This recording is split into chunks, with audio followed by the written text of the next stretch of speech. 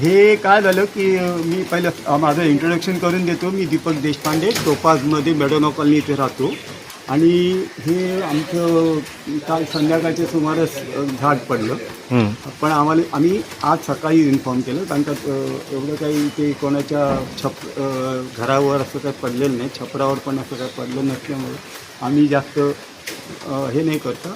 आज सकाळी स्वप्नील जाधव जे वॉर्ड अध्यक्ष आहेत आणि मनीषाताई चौधरी जे आमच्या इकडच्या आमदार आहेत, त्यांना दोघांनाही आम्ही फोन करून, मी स्वतः वैयक्तिक फोन करून कळवलं.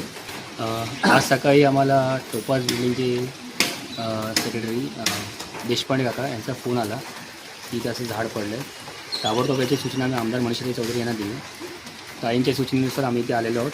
आमची BMCची गार्डन डिपार्टमेंट टीम आहे त्यांना घेऊन, आणि शक्य जेवढं होतं आहे तर आम्ही हे झाड क्लिअर करून घ्यायला बघतो.